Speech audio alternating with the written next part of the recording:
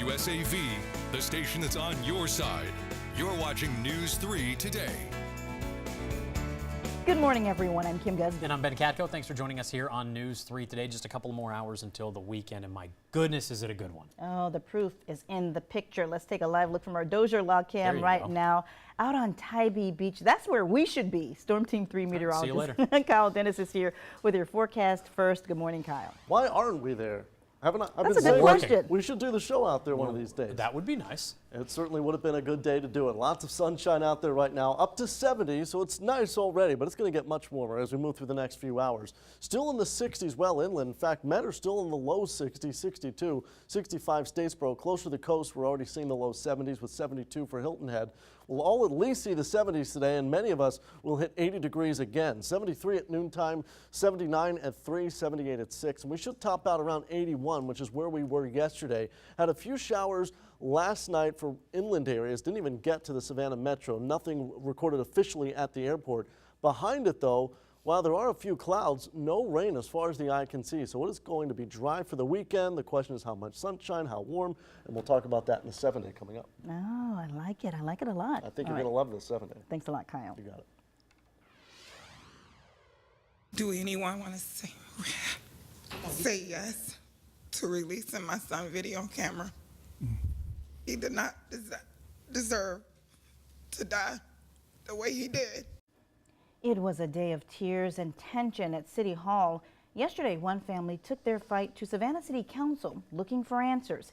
It's been more than 3 months since 20-year-old Ricky Boyd was shot and killed by Savannah police. WSAV was there when things got heated inside and later outside council chambers. Wearing Justice for Ricky Boyd shirts, his mother recalled the day of the shooting. Jamelia Smiley says she's seen the video showing her son's hands outstretched. She asked each member of council if they supported her call to release the footage. You deserve the truth. Right. You deserve a full investigation of the facts of this case. You deserve that. Is it a yes or no? You deserve that. You deserve that. And I'm not willing to do anything that compromises that. I believe that you will get justice for your son. Yeah.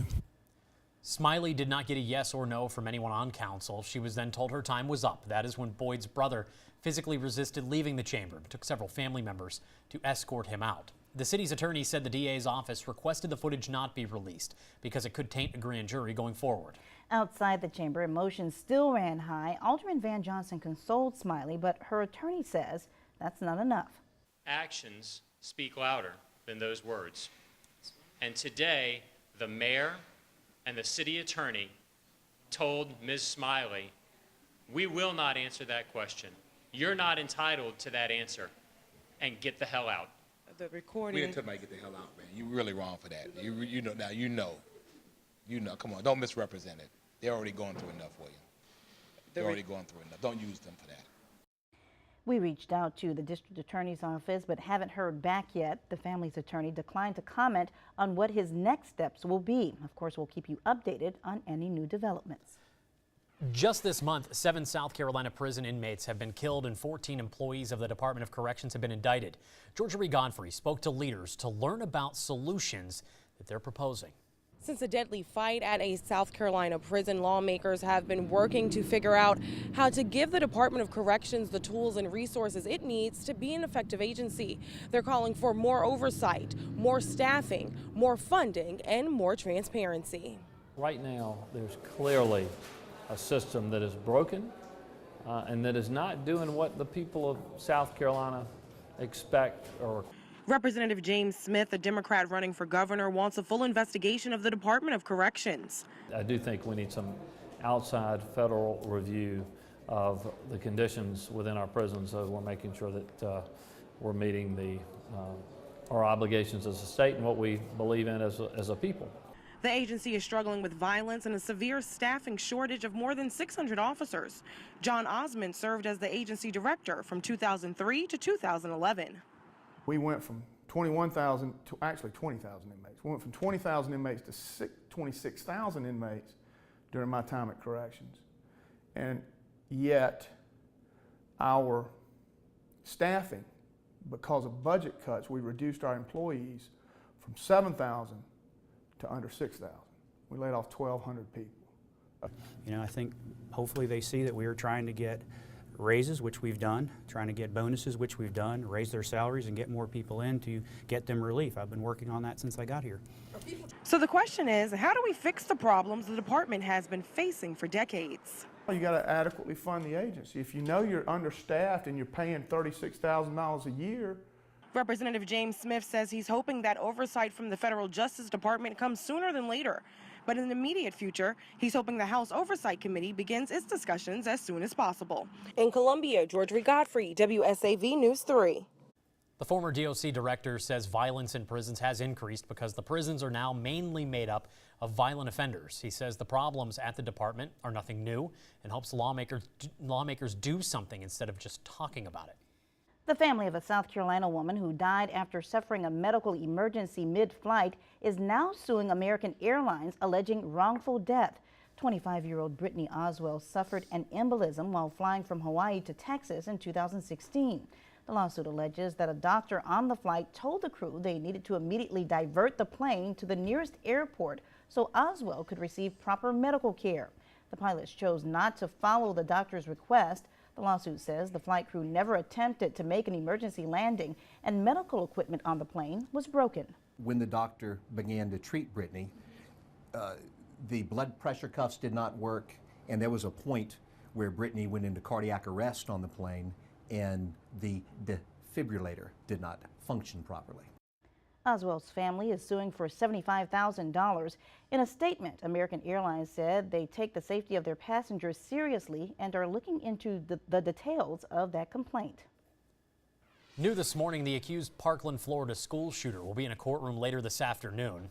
Nicholas Cruz faces 17 counts of murder and 17 counts of attempted murder for the February 14th massacre at Marjorie Stoneman Douglas High School. His lawyers say he is willing to plead guilty if prosecutors drop the death penalty.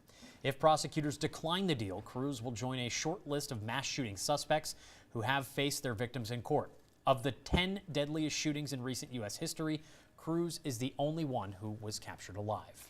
One of the survivors of the deadly shooting inside a Tennessee Waffle House is speaking out this morning. Brennan McCurry was with his best friend James Shaw Jr. inside the Antioch restaurant last Sunday when the shooting started. McCurry acted quickly and ushered several people into the bathroom for safety. McCurry thought Shaw was with him, but found out his friend was being a hero. Shaw is credited for saving lives when he wrestled the AR-15 out of the hands of the alleged shooter, 29-year-old Travis Reinking. Open the door, I peek out again, I look, he's like, come on, we gotta go, we gotta go. And he's kind of got a limp, so I'm looking at him like, hey, did you get shot? Are you okay? And he's like, no, I slipped and fell. And I was like, what? What are you saying? And then he was like, I just fought the guy. 4 people were killed in that shooting and another 4 were wounded. Reinking fled the scene and was captured Monday. He's facing multiple criminal charges, including 4 counts of criminal homicide. In a News 3 consumer report this morning, a recent Career Builder survey says 53% of full-time workers ages 60 and older say they are postponing retirement. 40% of workers say they don't think they'll be able to retire until age 70 or older.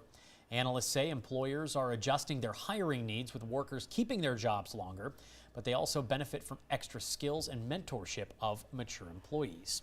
The price for Amazon Prime is going up. The company announced Thursday it will raise the price for its membership from $99 a year to $119. Amazon CEO Brian Olsavsky said it's becoming costlier to provide Prime services, which comes with perks like free shipping and video streaming. The change happens May 11th. Prime customers will see changes on their accounts starting June 16th. The Palmetto Heart Walk kicks off tomorrow morning. After the break, we introduce you to one woman who hopes her story can help inspire others. Stay with us. You're watching WSAV News 3 Today.